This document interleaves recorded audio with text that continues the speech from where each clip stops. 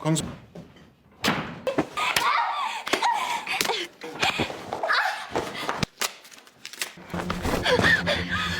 뛰자고.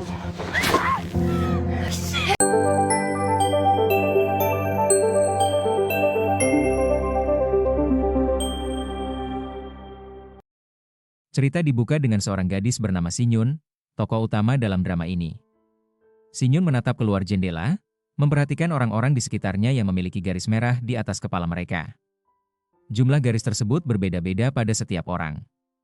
Garis merah yang dikenal dengan sebutan S-line ini merupakan fenomena supranatural yang hanya dapat dilihat oleh orang-orang tertentu. Garis tersebut menandakan hubungan badan yang pernah dialami seseorang. Seorang pria di dalam mobil yang memiliki banyak garis merah mengajak keponakannya, seorang gadis bernama Sanah yang hanya memiliki satu garis merah, untuk pergi bersamanya. Namun, Sanah menolak ajakan itu. Di sisi lain, seorang wanita bernama Hiwon yang tinggal di apartemen seberang milik Sinyun, terlihat sedang santai dan juga memiliki beberapa garis merah di atas kepalanya. Sejak kecil, Sinyun sudah mampu melihat garis-garis tersebut. Seiring berjalannya waktu, ia mulai memahami arti di balik garis-garis itu dan menyadari bahwa hanya dirinya yang bisa melihatnya. Suatu hari, ibunya menemukan gambar buatan Sinyun yang menggambarkan dirinya bersama kedua orang tua, bibinya, serta satu garis merah yang menghubungkan ayahnya dengan sang bibi. Melihat gambar itu, sang ibu kehilangan akal, membunuh ayah Sinyun, lalu melarikan diri. Setelah menyadari bahwa kemampuannya bisa menyebabkan kematian orang lain, Sinyun memilih untuk diam dan menutup diri. Sejak kepergian orang tuanya, ia kehilangan harapan dan beberapa kali mencoba mengakhiri hidup, dengan melompat dari atap, menggantung diri, hingga menyayat nadinya sendiri. Namun, semua usahanya selalu gagal. Akhirnya, Sinyun memutuskan untuk mencari tahu asal-usul garis merah tersebut. Mengapa garis itu muncul? Siapa yang menciptakannya? Siapa saja yang bisa melihatnya? Dan apakah garis itu bisa dihilangkan? Suatu hari, Hiwon datang membawa sekantong buah dan mengatakan bahwa ia baru saja pindah ke gedung seberang beberapa hari sebelumnya. Dengan ramah, ia bertanya apakah Sinyun menyukai buah. Namun, Sinyun hanya berdiri diam di balik pintu tanpa memberikan respons. Setelah Hiwon pergi, Sinyun mengambil buah itu, memakannya dengan lahap, sambil berlinang air mata. Sementara itu, di kantor polisi, Jiwook yang seorang detektif, mengeluh karena kerepotan mengurus keponakannya. Ia tertawa ketika salah satu rekan kerjanya bertanya apa yang akan terjadi jika suatu hari ia menikah. Namun, di balik candaan itu, Jiwook ternyata menjalin hubungan terlarang dengan seorang rekan kerja wanita yang akan segera menikah. Ketika wanita itu memberinya undangan pernikahan, Jiwook mendadak kehilangan semangat dan selera untuk berduaan dengannya. Di sekolah, Sanah menjadi sasaran perundungan dari Hyung dan teman-temannya. Ia dipukul karena tidak membawa uang yang diminta, mengadu pada guru kalau mereka membulinya, serta tidak membalas pesan maupun menjawab panggilan. Sanah hanya berdiri diam dan pasrah, membiarkan Hyung melampiaskan kemarahannya sampai puas. Pada waktu yang sama, Jiwook dan rekannya, Dong-sik, sedang menyelidiki kasus pembunuhan seorang wanita berusia 29 tahun. Di kamar korban, mereka menemukan beberapa kejanggalan. Mayat korban tampak bersih tanpa luka mencolok. Meski kamarnya berantakan, barang-barangnya tersusun rapi dan tidak ada yang hilang. Di dapur, mereka menemukan tumpukan kotak makanan dari restoran terdekat. Tak lama kemudian, seorang rekan mereka datang membawa informasi bahwa semalam ada seorang pria berhelm terlihat memasuki apartemen korban. Jiwook dan Dong-sik kembali menganalisis kasus tersebut. Dong-sik merasa bingung mencari motif pembunuhan. Uang korban masih utuh, tidak ada tanda kekerasan seksual, dan tidak ada barang yang dicuri. Diketahui, korban sering memesan makanan dari restoran, namun pada malam kejadian, tidak ada pesanan masuk. Dari sisi keluarga, korban tidak memiliki saudara dan orang tuanya tinggal jauh di desa. Ia pernah memiliki pacar, tetapi hubungan itu telah berakhir hampir 1 tahun lalu. Mendengar hal tersebut, Jiwook meminta Dong-sik untuk menggali informasi lebih lanjut tentang mantan kekasih korban. Sementara itu, Sinyun kembali menerima kiriman buah dari Hiwon, kali ini disertai sepucuk surat yang menjelaskan bahwa ia telah makan terlalu banyak buah, sehingga ia memutuskan untuk membaginya dengan Sinyun. Saat itu berita pembunuhan seorang wanita sedang ditayangkan di televisi. Saat menyimak berita tersebut, Sinyun memperhatikan sosok pria berhelm yang dicurigai. Di matanya, pria itu hanya memiliki satu garis merah di kepalanya, sesuatu yang sangat jarang terlihat. Bagi Sinyun, orang dengan ratusan garis merah memang mencolok, namun seseorang dengan hanya satu garis merah tetap menyimpan daya tarik tersendiri. Beberapa saat kemudian, pria yang sama terlihat memasuki apartemen Hiwon. Shinyun yang menyaksikannya segera mengambil ponsel dan bersiap menelepon polisi. Namun, ketika ia melihat pria tersebut tampak akrab bersama Hiwon dan menyaksikan sebuah garis baru muncul di atas kepala pria itu, ia pun mengurungkan niatnya untuk melapor. Keesokan harinya di sekolah, Hiwon mendobrak loker milik San-ah yang tidak masuk sekolah. Ia menemukan pakaian dan surat cinta buatan San-ah, lalu tersenyum licik. Sementara itu di rumah, San-ah meminta uang kepada pamannya, Ji-wook. Tanpa banyak bertanya, Ji-wook langsung memberikannya. Namun, ketika ia melihat luka-luka di wajah San-ah, kekhawatiran mulai tumbuh di dalam dirinya. Meskipun begitu, San-ah enggan menjelaskan apapun dan memilih kembali ke kamarnya. Saat sedang merokok di balkon, Ji-wook melihat Shinyun sedang membuka dan merobek beberapa kardus di jendelanya. Tak lama kemudian, Dong-sik menelepon dan memberitahunya tentang panggilan darurat yang masuk pada malam sebelumnya. Panggilan itu berasal dari gedung apartemen seberang dan terkait dengan pria berhelm yang terekam CCTV. Mendengar hal tersebut, Ji-wook segera menemui Shinyun untuk mencari informasi. Shinyun tertegun saat melihat begitu banyak garis merah di atas kepala Ji-wook. Itu adalah pertama kalinya ia melihat seseorang dengan garis sebanyak itu dari jarak dekat. Ji-wook mengetuk pintu, tetapi tidak ada jawaban. Seorang pria berkacamata bernama Jung-min muncul dan mengatakan bahwa Shinyun dikenal sebagai penyendiri di kompleks tersebut. Meskipun begitu, Ji-wook tidak menyerah. Ia kembali mengetuk pintu dan memperkenalkan dirinya sebagai detektif yang sedang menyelidiki kasus pembunuhan. Ia menjelaskan bahwa laporan Shinyun malam sebelumnya bisa menjadi bukti penting. Akhirnya, Shinyun membuka pintu sedikit dan mengakui bahwa ia memang melihat seorang pria berhelm masuk ke gedung seberang. Awalnya ia mengira Hiwon dalam bahaya, tetapi kemudian menyadari bahwa itu hanya kesalahpahaman setelah melihat kedekatan mereka. Setelah memberikan keterangan, Ji-wook bertanya mengapa suara seorang gadis SMA seperti Shinyun tidak sekolah. Namun, Shinyun langsung menutup pintunya tanpa menjawab. Malam harinya, pria berhelm itu kembali muncul dan berjalan keluar dari kompleks apartemen. Namun, ada hal aneh, garis merah di atas kepalanya kini hanya tersisa satu. Padahal malam sebelumnya Shinyun melihat satu garis tambahan muncul. Ketika pria itu menoleh ke arah apartemennya, Shinyun segera menutup lubang intip dengan panik. Pada saat yang sama, San-ah mencoba merampok seorang wanita untuk mendapatkan uang yang diminta Hyong. Ia mengikuti wanita itu ke lorong gelap, namun rencana tersebut gagal. Di kantor polisi, Dong-sik menyelidiki mantan kekasih korban pembunuhan. Pria itu adalah Jung-min, seorang guru SMA yang ternyata tinggal di gedung yang sama dengan Shinyun. Rute harian Jung-min juga berkaitan dengan kasus pembunuhan sebelumnya yang terjadi sebulan lalu. Saat Ji-wook melihat foto Jung-min, ia langsung mengenalinya sebagai pria yang sempat menyapanya ketika ia meminta keterangan dari Shinyun. Namun, sebelum mereka bisa melanjutkan penyelidikan, Ji-wook menerima telepon dari rumah sakit yang mengabarkan bahwa ayahnya menghilang. Ia segera menuju rumah sakit dan berjanji akan menyusul Dong-sik setelah urusannya selesai. Sesampainya di sana, Ji-wook menemukan ayahnya berdiri di atap gedung. Anehnya, ia tidak segera mencegah tindakan ayahnya, justru perlahan mundur. Beruntung, para perawat berhasil menyelamatkan sang ayah tepat waktu. Sementara itu, Dong-sik masuk ke apartemen Jung-min yang ternyata tidak dikunci. Di dalamnya, ia menemukan sebuah ruangan berwarna merah dengan tali-tali berserakan di dalam lemari. Ia segera menelepon Ji-wook untuk melaporkan temuannya. Namun, Jung-min memergokinya dan langsung menyerang, sehingga sambungan telepon terputus. Dong-sik pun pingsan dan diikat di kursi, sementara Jung-min kembali menjalankan aksinya.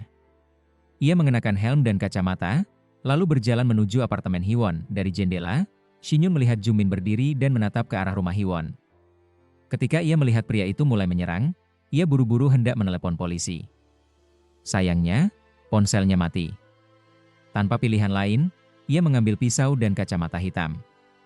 Meski rasa takut membuatnya sulit untuk melangkah keluar dari pintu, ia tetap memaksakan diri. Namun, akhirnya ia jatuh pingsan di tengah jalan. Dalam alam bawah sadarnya, ia melihat sosok ibunya yang berusaha menggapai tangannya. Di dalam kamar, Hyewon menyadari bahwa dirinya sedang berada dalam bahaya. Jung-min ternyata juga memiliki kemampuan untuk melihat garis merah di atas kepala Hyewon. Ia mencekik Hyewon sambil berkata bahwa hanya dengan cara itu semua orang bisa diselamatkan. Pada saat itu, Shinyun berhasil masuk dan menodongkan pisau ke arah Jung-min. Namun, Jung-min dengan mudah merebut pisau tersebut dan menikam Shinyun. Ji-wook tiba di kompleks apartemen dan langsung menuju kamar Jung-min.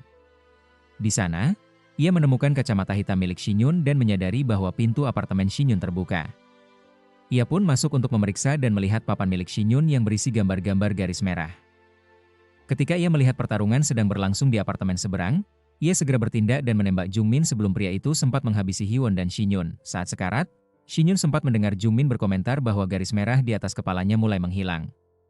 Beberapa saat kemudian, polisi datang ke lokasi kejadian. Mereka merawat Hyewon dan membawa jenazah Jungmin. Sementara Jiwook mengembalikan kacamata hitam milik Shinyun. Dalam diam, Shinyun mengingat kembali ucapan Jungmin dan mulai menduga bahwa kacamata milik Jungmin mungkin memberinya kemampuan untuk melihat garis-garis merah. Ia lalu bertanya kepada Jiwook tentang siapa sebenarnya Jungmin.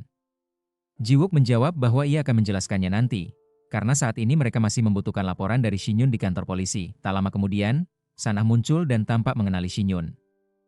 너네 서로 알아? Di apartemennya, Sanah kembali meminta uang kepada Jiwook. Namun kali ini, Jiwook menolak dan bertanya apa yang sebenarnya sedang terjadi di sekolah. Sanah juga menolak menjawab, karena menurutnya Jiwook terlalu sibuk dan tidak ada yang akan berubah. Mengenai Shinyun, Sanah mengungkapkan bahwa mereka adalah teman SMP. Ia juga bercerita bahwa saat masih kecil, ibu Shinyun membunuh ayahnya lalu melarikan diri. Sementara itu, Shinyun mulai mempertimbangkan langkah selanjutnya. Ia menyadari bahwa kemampuannya melihat garis merah mungkin benar-benar bisa menyelamatkan orang lain.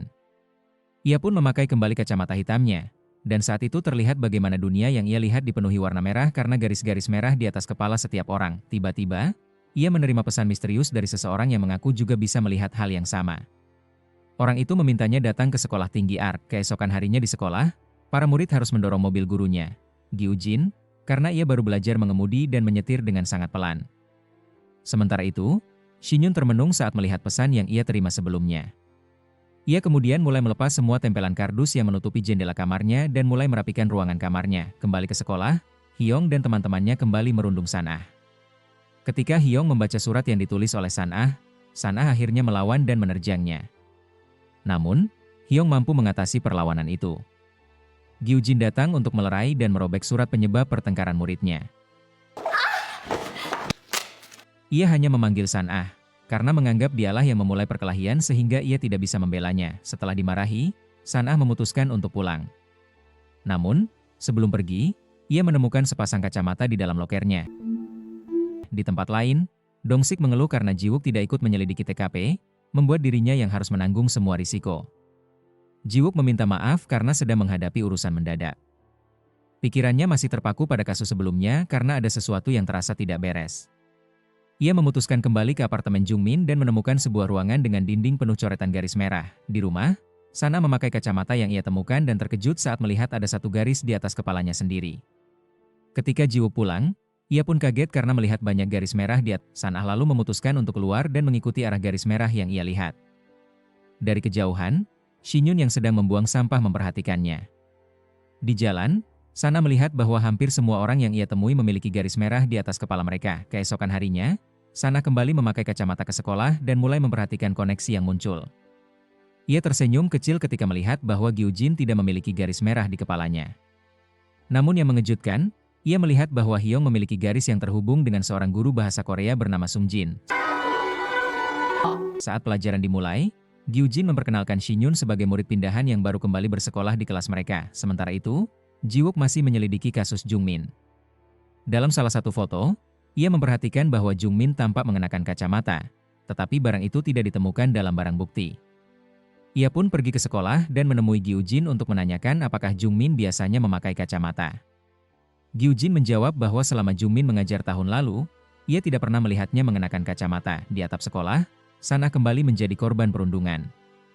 Ia menerima tamparan dari Hyung, tetapi menegaskan bahwa ia tidak akan memberikan uang sedikit pun. Bahkan, ia mengancam akan mempermalukan Hyung. Namun, Hyung merespons dengan menendangnya. Saat itu, Shinyun muncul dan menghentikan tindakan Hyung dengan menarik dasinya ke pinggir gedung sambil mengancam akan melompat bersama. Ia memaksa Hyung berjanji untuk tidak mengganggu Sanah lagi. Setelah Hyung menyetujuinya, Shinyun pun melepaskannya. Alih-alih berterima kasih, Sanah justru memarahi Shinyun karena ikut campur. Ketika Shinyun bertanya apakah Sanah masih marah kepadanya, Sanah memilih diam dan mengajaknya turun dari atap. Jiwook melanjutkan penyelidikannya ke sebuah bar yang biasa dikunjungi Jungmin. Ia berbicara dengan seorang bartender dan mendapat informasi bahwa Jungmin sering datang untuk minum-minum sambil melakukan tindakan aneh dengan menghitung sesuatu di sekitarnya. Bahkan pernah terlibat pertengkaran karena kebiasaannya itu. Ketika ditunjukkan foto Jungmin tanpa kacamata, Bartender tersebut mengatakan bahwa Jungmin biasanya mengenakan kacamata saat datang ke bar. Sementara itu, San-ah diam-diam mengikuti Hyung yang sedang menemui Sung-jin di sebuah hotel. Ia memotret mereka diam-diam dan mengirimkan foto tersebut kepada Hyung sebagai ancaman. Namun, Hyung tidak merasa takut. Ia mengatakan bahwa jika foto itu tersebar, hanya gurunya yang akan dihukum sedangkan dirinya masih di bawah umur. Awalnya San-ah tampak kesal, namun ia mempunyai sebuah rencana untuk mengancam Hyung dan gurunya itu. Keesokan harinya, San-ah mengirim foto yang sama kepada Sung-jin disertai pesan pemerasan, meminta uang tunai sebesar 20 juta won. Saat pulang, ia bertanya kepada Sinyun apakah uang sebesar itu cukup untuk deposit apartemen, karena ia ingin segera pergi dari rumah. Dalam percakapan itu, San-ah juga menanyakan apakah ibu Sinyun masih hidup. Namun, Sinyun sendiri tidak tahu karena mereka sudah lama tidak berkomunikasi. Malam harinya, Sinyun memandangi jendela dan memperhatikan kebahagiaan keluarga di apartemen seberang yang menghabiskan waktu bersama orang-orang tercinta. Ia merasa iri, namun tidak bisa berbuat apa-apa. Keesokan paginya di sekolah, Sung-jin mengajak Hyung bertemu dan menanyakan apakah Hyung mengetahui siapa yang mengancamnya. Hyung mengaku bahwa pelakunya adalah San-ah, teman sekelasnya. Tak hanya memeras Sung-jin dan Hyung, San-ah juga mulai menggunakan kacamatanya untuk memeras guru lain yang memiliki hubungan terlarang. Mengetahui hal ini, Sinyun menemui San-ah di toilet sekolah untuk membahas kacamata tersebut. Ia menebak bahwa kacamata itu memungkinkan San-ah melihat garis merah, lalu mengaku bahwa ia juga bisa melihatnya. San-ah menjelaskan bahwa ia menemukan kacamata itu di dalam lokernya dan tidak tahu siapa yang meletakkannya. Namun, Sinyun memperingatkan agar San-ah berhenti menggunakannya karena benda itu berbahaya. Meski sudah mengetahui nasib tragis pemilik sebelumnya, San-ah tetap menolak peringatan itu. Setelah mengetahui bahwa San-ah adalah orang yang memerasnya, Sung-jin mengirim pesan bahwa uang tebusan akan disiapkan dan memintanya untuk bertemu di atap sekolah pada tengah malam. San-ah menerima pesan tersebut saat sedang bersama pacarnya, lalu mereka berkencan untuk menghabiskan waktu. Tanpa disadari, Hyung, yang sempat mendengar percakapannya dengan Sinyun di toilet mengenai kekuatan kacamata tersebut, mengikutinya diam-diam. Ketika San-ah lengah, Hyung mengambil kacamata miliknya. San-ah baru menyadari kehilangan kacamatanya dan segera mencarinya. Sementara itu, Hyung yang kini mengenakan kacamata tersebut tersenyum puas, menyadari bagaimana San-ah bisa mengetahui hubungannya dengan Sung-jin. Namun, secara tiba-tiba ia diserang oleh seseorang. San-ah menelpon Sinyun dan menuduh bahwa ia yang mengambil kacamatanya. Ia mengatakan ingin membahasnya setelah selesai menemui seseorang di sekolah, lalu mematikan telepon. San-ah akhirnya tiba di atap sekolah dan bertemu Sung-jin untuk mengambil uang tebusan. Sung-jin memohon agar San-ah membatalkan pemerasan itu. Ia bercerita tentang anak dan istrinya yang sedang hamil, serta kesulitannya mengumpulkan uang dalam waktu singkat. Namun, San-ah tetap tidak peduli. Ia mengungkit perundungan yang ia alami dari Hyung dan teman-temannya, sementara para guru termasuk Sung-jin hanya berpura-pura tidak tahu karena salah satu orang tua pelaku adalah orang berpengaruh. Sung-jin mencoba bernegosiasi, namun tiba-tiba menerima pesan dari istrinya berisi foto perselingkuhannya dengan Hyung. Ia pun marah besar. Saat Sinyun tiba di sekolah, ia mendapati San-ah sudah tergeletak tak bernyawa setelah jatuh dari atap gedung.